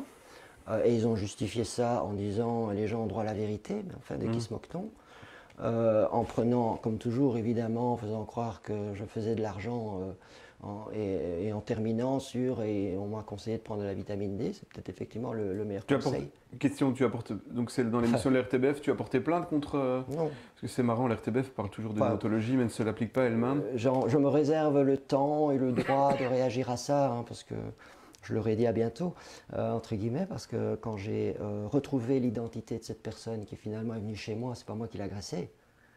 Mais en même temps, c'est vrai, ils sont pas très courageux d'envoyer une stagiaire. Hein. Mais ils envoient une jeune qui m'avait écrit, comme d'autres personnes à ce moment, bah justement, pouvoir parler avec un médecin, une personne qui parle librement du Covid. Et donc, son mail, c'était tout à fait anodin. Est-ce que je peux avoir rendez-vous voilà, je suis jeune, c'est vrai, en l'occurrence une jeune, 21 ans, et je ne me suis pas méfié. J'aurais pu mettre son nom dans Google, hein, la googliser comme on dit, et j'aurais vu qu'elle travaillait pour Investigation. Du coup, moi, tellement naïf, je ne l'ai pas fait. Et en même temps, j'apprends après ça s'est passé comme ça. Mon fils qui me dit, on parle de toi à l'RTB. J'ai rien fait avec la RTB. Et finalement, j'ai regardé le lendemain, j'ai dû m'y reprendre à deux fois. Elle a enregistré le son, oui. et puis ils ont fait un montage vidéo. Mais il y a plein de gens qui croient que c'est chez moi parce qu'ils ne comprennent pas, ils mettent juste un bandeau. C'est incroyable. C'est un micro caché, le bureau sert de mise en scène. Et on m'entend très mal, donc ils sont obligés de mettre du texte en dessous pour que les gens ils sortent du contexte. Ça vient d'une démarche de la personne, c'est pas moi. Qui ai demandé une interview, qui lui supplie de venir. Et à la fin, je demande 50 € pour une consultation. J'ai quand même passé 1 heure à lui donner des explications, des conseils, et presque sous-entendu. Et vous voyez, hein, ce médecin, un gourou, alors qu'en même temps, je suis passé d'un certain salaire que j'avais pour le métier que je faisais à zéro. Et que finalement, enfin bref, et je pense que j'avais fait un moment en colère, j'avais mis sur Facebook, voilà, bravo l'éthique de la RTBF, et d'ailleurs j'avais mis le nom de la personne, parce que j'ai été retrouvé, c'était des mois après hein, quand même, avoir vu cette personne, et j'ai retrouvé, et là-dessus, vous savez ce que j'ai eu, un courrier de la RTBF le jour même, hein, veuillez retirer absolument les coordonnées de cette personne, sinon nous intentons une action contre vous. Et c'est vrai qu'à froid, une fois, c'est moi qui étais agressé, mais bon voilà, ok. Après avoir finalement être tombé, je l'ai enlevé parce que c'est pas du tout ce que je voulais qu'on s'en prenne à cette personne. C'était juste pour, vous voyez l'éthique de ce média. Il vous piège et en même temps, quel est le but? Et bref, c'était pour dire que voilà ce que j'ai gagné moi. À être intègre, à avoir dit la vérité et à avoir dit ce que j'avais compris de la crise. Et je continue. Et néanmoins, les gens, et je parle de mes collègues médecins, qui ne doivent pas être d'accord avec moi, par contre, sur les vaccins, ou tout ce que je dis sur les vaccins, ou tout ce que je dis sur le PCR, ou tout ce que je dis sur cette crise, la corruption, etc. Moi, tout ce que je demande, c'est de pouvoir en parler, c'est tout. Mais par rapport à rien que cette question, qu'est-ce que j'aurais eu? Pourquoi aurais-je fait ça si c'est la seule explication, une espèce de besoin de rester moi-même, en accord avec voilà, mes valeurs. Maintenant, ça faisait écho effectivement, c'était un ras-le-bol, hein, et c'est ce qu'on a dit au début, la situation dans les milieux hospitaliers dégringole, ça s'aggrave, il faut que les gens ouvrent les yeux parce que je ne sais pas par qui ils vont être soignés. Il faut que les gens vaccinés, non vaccinés, mais les vaccinés également, ils ont besoin d'infirmières, que ce soit pour aller déboucher leurs artères coronaires, que ce soit pour soigner en post-opératoire de n'importe quoi. Vous avez besoin de bons soignants. Ne jugez pas les soignants parce qu'ils sont vaccinés ou pas vaccinés, mais parce que ce sont des bons soignants humains qui aiment leur métier et qui ont envie de le faire. Or, et j'aimerais bien ne pas rester comme une Cassandre qui dit des choses, mais je pense vraiment légitime pour dire, mesdames, messieurs, le système hospitalier se casse la gueule. Et c'est voulu à un certain niveau. À un certain niveau, c'est voulu parce qu'on veut vous proposer une médecine où les médecins sont des pions à qui on dit ce qu'il faut faire et ils n'ont pas intérêt à faire autre chose, alors que la médecine, ce n'est pas une science exacte. Hein. On ne peut pas gérer ça comme une science exacte. On en a marre des infirmiers dans un hôpital, c'est ce qui coûte le plus cher. C'est l'humain, quoi. Mais c'est ce qui coûte le plus cher. On va essayer de remplacer ça par un maximum de machines. Et et là, c'est un médecin de 18 ans d'expérience, je ne suis pas anti-progrès. J'ai travaillé en réanimation, j'ai vu des nouveaux respirateurs, des nouveaux appareils arriver, c'est génial. Mais c'est jamais la partie émergée de l'iceberg. La qualité de vos soins, même en soins intensifs. Et bon sang, combien j'ai vu ce que ça faisait comme différence quand le patient avait la chance d'avoir un infirmier qui est concerné par son état, qui met tout ce qu'il a, parce qu'il est en compassion avec son patient, médecin, kiné, je vous assure que ça change tout. Or, ce qui va se passer, c'est que vous, patients, vous serez pris en charge par des cadres, des espèces de procédures, des classeurs, où le soignant, alors il y en a que ça va arranger évidemment, ils n'ont plus qu'une procédure à appliquer, très confortable ça. Hein. Et donc, voilà, tel symptôme, c'est telle procédure, paf. Ah, mais je ne vais pas bien, ça va pas mieux, m'en fous. C'est comme ça, et si vous n'êtes pas content, c'est autre chose. Voilà. Et c'est ce qui est en train d'arriver, enfin, ça arrive depuis des années. Aujourd'hui, c'est en train de prendre une proportion. Et c'est ça hein, qui fait que beaucoup de soignants sont plus heureux. Ils sont plus heureux du tout. Hein. Alors le Covid en rajoute une couche. Mais c'est vraiment ça que les gens doivent réaliser. C'est ça qui est en train de se passer. Et je reviens à ce que j'ai dit. Posez-vous la question, quand il y a plus de postes administratifs et de direction que de postes de soignants, il y a un problème. C'est vraiment comme ça. Et vous avez une poignée de soignants qui supportent le poids de toute une série de gens qui leur disent quoi faire. Vous imaginez? Donc eux, dont certains ont des années d'expérience, à la limite, on n'aurait même pas besoin. Ils n'ont pas besoin qu'on leur dise quoi faire. Mais ils sont là, et tout en ayant le stress du travail qui est dur, et qui est de plus en plus dur, ils ont le stress de toute une série de gens qui ne les aident pas. Ils ne font que peser sur les épaules de ces soignants, à laquelle s'ajoute aujourd'hui en plus cette culpabilité honteuse de faire croire que parce que vous êtes anti-vaccination, enfin, que vous refusez ce geste en l'état actuel des connaissances, avec tous les effets secondaires qui tombent, vous serez un mauvais soignant. Et que si vous êtes vacciné, vous protégez. Donc ce slogan « vaccinez-vous », vous vous vaccinez, vous protégez, on sait que c'est faux aujourd'hui, puisqu'il y a autant de vaccinés qui sont affectés par le Covid que de non-vaccinés. On voit maintenant qu'il y a des formes sévères également chez les vaccinés, donc en plus tout ça est faux. Pascal Sacré, on était aussi là aujourd'hui parce que tu as fait un message il y a quelques jours que moi je pense aussi essentiel. On sait qu'en face, hein, le camp dont tu parles, ils sont très unis, notamment derrière la nécessité de faire de l'argent, toujours plus d'argent et de nous contrôler, mais que l'autre camp qui est, je le rappelle, hein, c'est important ce que tu dis, on est beaucoup plus nombreux que ce que vous pensez chacun dans votre coin, et c'est le but des médias de masse de faire croire aux gens qu'on n'est pas nombreux. Je rappelle qu'à la première conférence de presse, on est en train de ressortir toutes les conférences de presse, là, tous les 2 jours, j'ai posé 17 fois des questions en conférence de presse, qui est un moment très humiliant pour moi aussi, hein. Je ne veux pas me jeter des fleurs, mais c'est très humiliant d'être parmi ces gens qui n'écoutent pas, qui ne répondent pas. Mais donc, la première question, c'était justement aussi sur les conflits d'intérêts. Et voilà, il y a eu aucune réponse. Mais la nécessité maintenant, c'est de s'unir Mhm. au-delà des petites différences. Il y a énormément de groupes en Belgique. On ne va pas les citer ici. On sait, les gens savent qu'il y a des groupes qui ont des milliers de membres. On aimerait les voir sous une seule et même bannière dimanche à la manifestation à la gare du Nord.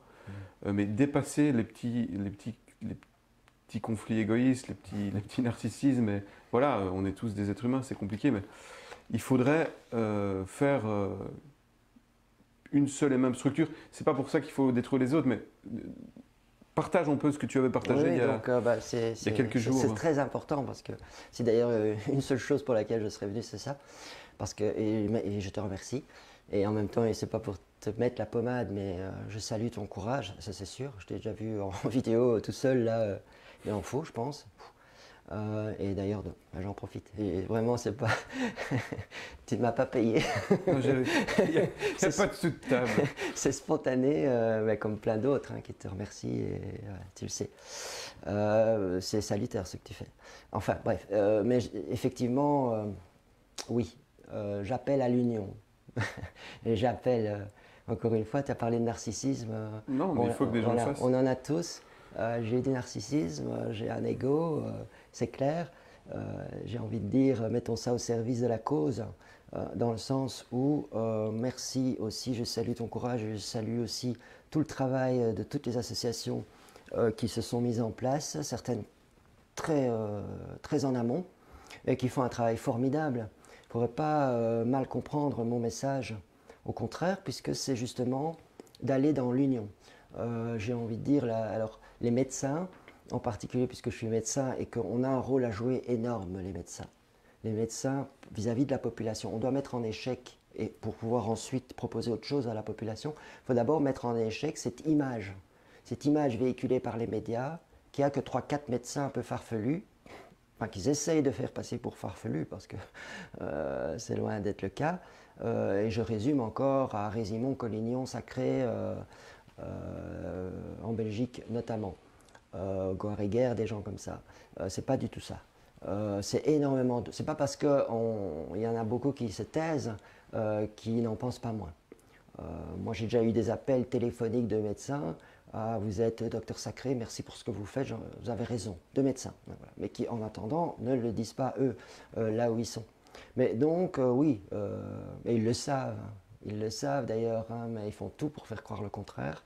Donc, les médecins qui écoutent, mais à partir de là, en tache d'huile, tous les gens, unissons-nous dans un groupe, en prenant les groupes déjà existants. Il y a des groupes de 70 médecins déjà, il y a des groupes de 30 médecins ici, à gauche, à droite. Et même si ces groupes continuent le travail qu'ils ont déjà fait, il n'y a pas de problème. Mais en plus, rassemblons-nous dans une grande association, on sera plus fort. Donc ça sera important pour la population de voir ça.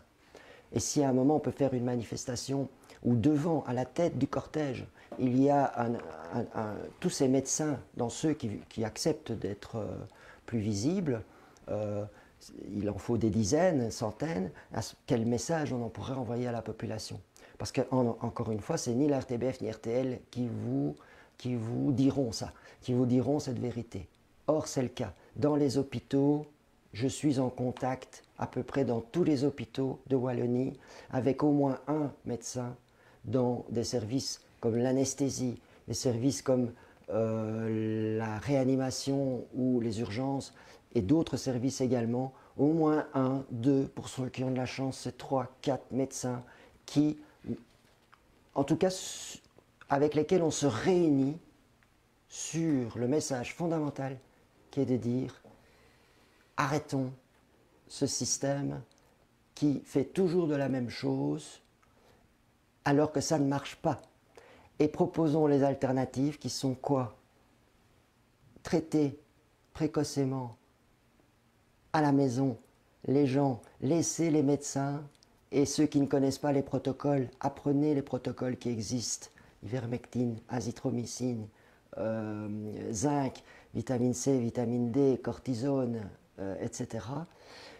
Laissez les médecins qui connaissent ces protocoles traiter les gens en ambulatoire, en amont, et les médecins qui ne connaissent pas, eh ben il est plus que temps que vous appreniez que ces traitements existent, qu'ils marchent et qu'ils sont sans danger. En tout cas, la balance bénéfice-risque est en faveur de ces traitements. Faisons un moratoire, exigeons un moratoire sur ces vaccins dont la liste des effets secondaires s'accumule, avec des drames qui sont sous-estimés, voire niés, tu viens de me le dire, par notre propre Premier ministre. Alors qui pousse, je te juste une seconde, à la vaccination des 5-11 ans, c'est une des grandes décisions du dernier Code éco. CQFD, sur ce qu'on a dit tantôt, une des seules raisons de nier l'évidence d'un côté et de continuer à pousser, à s'obstiner, ça ne peut être qu'un lien qu'il reste à préciser, d'accord, mais un lien avec la seule chose qui bénéficie de ça, c'est à la fois un système qui permet d'emmener toute une population en Belgique, mais mondiale finalement, dans une certaine direction, mais aussi les laboratoires pharmaceutiques dont les actions montent en flèche. C'est la seule explication, évidemment. Un Premier ministre digne de soi, je vais peut-être m'attaquer, je ne sais pas, ça permettra peut-être de le voir et de lui parler, mais dirait, oh là je vais quand même me renseigner et faire venir et parler avec les médecins, alors peut-être pas Pascal Sacré, comme Van Latem il a peur de parler à Pascal Sacré, mais des médecins peut-être plus modérés, dans le Covid rationnel hein, par exemple, pas de problème, mais j'appellerai ces experts à venir me dire pourquoi vous pensez ça, parce que moi je suis Premier ministre, j'ai quand même une responsabilité, et voilà, mais c'est pas ce qui arrive, au contraire, je persiste et signe, et je continue. Donc ce que je veux dire, c'est unissons-nous, alors je pense déjà les médecins, mais les infirmières doivent s'unir dans une grande association, les soignants ensuite se regrouper dans un grand machin, et puis de partage d'huile, ce serait une grande association nationale. Alors, Libertate était une bonne idée pour appeler ça avec un nom qui regroupe. Il y a le mot liberté, c'est aussi bien néerlandophone que francophone, c'est en opposition à apartheid, donc je trouvais que c'était une idée pas mal, mais en même temps on peut réfléchir là-dessus, c'est pas le plus important, mais ce qui est sûr c'est que quelle force de mettre en commun avec toutes les petites associations qui existent déjà, qui continueraient leur travail, qui continueraient à exister pour ceux qui veulent, les autres se réunir et se diluer, et du coup dans cette grande association, mais quelle force, on ne pourrait plus que nous prendre au sérieux. Parce que là, on part de dizaines, centaines à des milliers, j'en suis sûr. C'est pas des dizaines de milliers. Des dizaines de milliers, on serait étonné. Et puis il y a plein de gens qui appellent à ça, qui refusent d'aller dans un petit groupe ou dans tel groupe, qui attendent simplement une espèce de grand mouvement national qui ne serait pas politique, surtout pas. D'ailleurs, je pense qu'il faut même bannir les mots syndicats, les mots partis politiques, qu'une ambition politique. Ça doit être un groupe citoyen qui revient sur des valeurs de base, qui sont la vérité, dire la vérité même quand c'est dur, qui sont l'intégrité et voilà, la défense de valeurs et d'essayer de trouver des vraies solutions. Et enfin, je dis, elles existent hein, sur le plan médical. C'est pour ça que je pense que les médecins ont un rôle très important à jouer dans cette crise en particulier pour ensuite se généraliser à tous les corps de métier. Mais c'est important, les médecins, on a un rôle à jouer. Donc j'appelle vraiment les médecins, tous les médecins qui écoutent, à nous rejoindre, à essayer d'amener leur voix, même s'ils restent dans l'ombre. Même s'ils restent discrets, je peux comprendre. Et là, c'est rien, il y en aura, vous inquiétez pas, qui iront porter votre voix, qui iront dans les conférences de presse, qui iront écrire dans les cartes blanches, qui iront porter votre voix, mais d'aller grossir un mouvement qui finalement va se réunir, non pas pour les vaccins, anti-vaccins en soi, pour l'ivermectine ou contre l'ivermectine, ce n'est pas le but. Ce serait vraiment de se réunir en tout cas, arrêtons ces mensonges, arrêtons cette maltraitance du soignant, cette maltraitance des enfants, cette maltraitance des gens, ils n'ont pas besoin de ça, et apportons des vraies solutions, créer un centre de soins uniquement Covid, répandons la connaissance sur les traitements précoces, écrivons des articles dans les journaux, faisons des conférences de presse. Au Québec, ils ont fait une conférence de presse où c'est très sobre, ils sont 5 docteurs, et vous voyez derrière, comme ils avaient fait aux États-Unis, 5 ou 6 docteurs aussi qui sont là, eux, juste en soutien, mais ça donne du nombre. Et ils représentent eux-mêmes, à nouveau, mais ils ne sont pas tous là sur l'écran, ça ne sert à rien, des milliers de docteurs. Et il y en a 3, 4, 5 qui parlent. Ne vous inquiétez pas, en Belgique, on va les trouver, ils seront là. Il y en a, ils sont déjà là. Ils parleront, mais au nom de l'association, pas en leur nom. Donc déjà, ils sont plus durs à critiquer, ils sont plus durs à attaquer, ils sont plus durs à discréditer. Mais en même temps, c'était fort de voir cette conférence de presse. Et il y a un médecin qui parlait des traitements, il y a un médecin qui parlait plutôt des possibilités de se défendre dans ce milieu de travail pour ne pas être renvoyé, il y a un médecin qui parlait peut-être plus d'idées logistiques, etc. Chacun avait son thème, sobrement, dit ce qu'il avait à dire, tac, tac, tac. Les 5 avaient fini de parler, et voilà une conférence de presse. Mais quelle puissance, si on pouvait enfin faire ça. Et c'est ça que je dis au jour d'aujourd'hui, ok, toutes les associations existantes, les grandes personnalités qui se sont exprimées, génial, j'applaudis et continuez si vous voulez. Mais il est temps maintenant de faire une grande association et de s'unir tous. On a intérêt, on a tous intérêt, voilà, dans un grand groupe national. On va commencer par la Wallonie, en tout cas ce qui est francophone, parce qu'au jour d'aujourd'hui, si on n'oppose pas ça à ce qu'il y a de l'autre côté, on n'y arrivera pas. On n'y arrivera pas. Et ça, je le pense vraiment au fond de moi, pour analyser cette crise depuis longtemps. Les enjeux sont tels que notre seule chance, c'est justement cette force humaine-là qu'ils sous-estiment, mais qui pour le moment n'a pas encore trouvé sa voie. Même si il n'est pas question d'avoir un chef particulier, il y a peut-être des porte-paroles, etc. Mais sa voix, une voix unique. L'appel est lancé, je crois que ça doit se faire aussi très vite. Comment on peut faire te contacter? On peut aussi relayer, vous pouvez nous contacter chez Kairos, on peut relayer Voilà. et Moi, faire très vite une réunion avec les gens. C'est pourquoi pas, ben voilà, tu le proposes. Moi, je pense que c'est mieux de, justement, tu es connu, enfin, Kairos est connu, je veux dire, c'est ça. C'est pas toi, ta personne, et en même temps si, mais je veux dire, et ça pourrait être un bon moyen. Moi, je veux bien dire qu'on me contacte, mais j'avoue que je suis débordé complètement et ça peut être difficile. Enfin, ceci dit, c'est déjà lancé. On va être discret, évidemment, ici en tout cas, sur... je ne sais pas s'il n'y a pas des trolls qui nous écoutent ou des gens mal intentionnés, mais il y a déjà une réunion prévue de médecins. C'est en train de partir tous azimuts. On attend aussi une réaction des associations qui existent déjà. Voilà, exactement. Oui, les associations qui existent déjà, et dans ma remarque de passer au-delà des égos, c'est de prendre conscience quand même de ça. C'est une réalité, c'est tout, c'est pas une critique.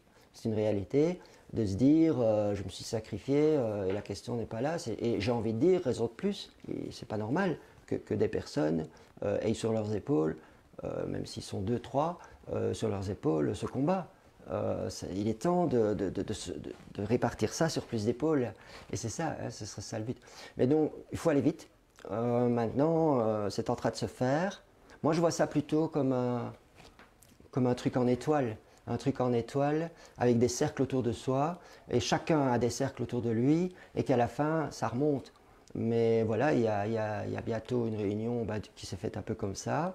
Je pense qu'il y a déjà pas mal de médecins de différents hôpitaux qui vont s'y rendre, soit à titre individuel, soit comme déjà représentant d'un plus grand groupe. Et on va parler de ça après, hein, parce que tout reste à faire. Hein. C'est sûr que pour moi, tant qu'on ne fait pas ça, ça va rester dilué, ça va rester dispersé, et ça va jouer le jeu d'en face. Donc tant qu'on ne fait pas ça, voilà. Mais une fois qu'on a fait ça et que ça va se dessiner, tout reste à faire, parce que il faut réfléchir, mais il y a quand même déjà des gens qui ont des bonnes idées, de faire ce qu'ils ont fait au Québec, une sorte de conférence de presse avec des personnes comme toi, mais je veux dire, et on pourrait déjà faire ça.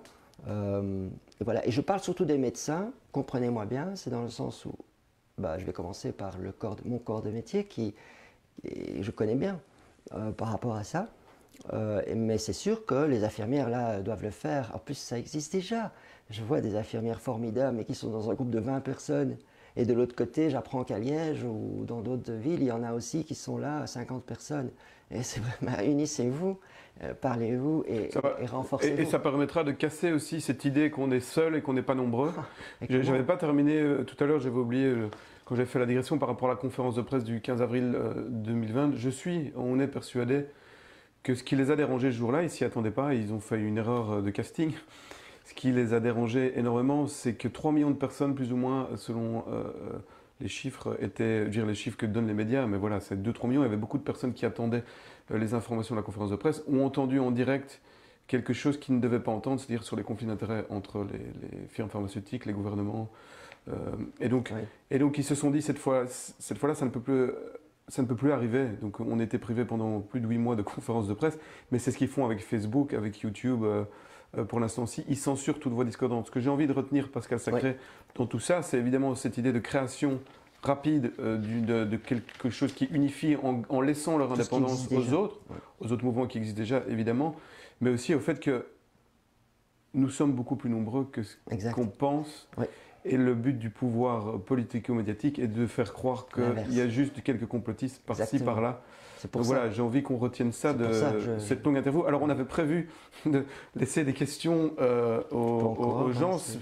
On peut en prendre peut-être quelques-unes, mais ça risque d'être un peu compliqué aujourd'hui. Donc on refera quelque chose avec toi, Pascal. Oui, les questions, elles sont là. Je veux rappeler, pour faire un petit coup de pub, hein, qu'on a sorti un livre qu'on va voir sur l'écran, Covid-19 par-delà la censure, qui a été écrit par 14 co-auteurs, qui est pour moi, selon moi, essentiel pour revenir justement sur cette amnésie organisée, pour contrer cette amnésie organisée par le pouvoir médiatique et politique, et revenir sur 1 an et demi, presque 2 ans de entre guillemets, pandémie, avec tous les sujets qui sont abordés, je veux dire tous les termes d'un point de vue philosophique, psychologique, sociologique, médical, scientifique, etc. Et donc c'est vraiment un livre qui est important. Et d'ailleurs, il a déjà été, on a dû le rééditer, on avait fait 1005, on en a refait 3000. Et voilà, je pense que c'est un bon outil de défense intellectuelle. Je ne sais pas si tu veux encore rajouter quelque chose, Pascal. C'était super de te revoir 1 an après. De te remercier encore. Et on est toujours vivant et on n'a pas peur. Oui. Et d'ailleurs, je vais finir sur 2 mots, c'est ça. Enfin, 3 mots.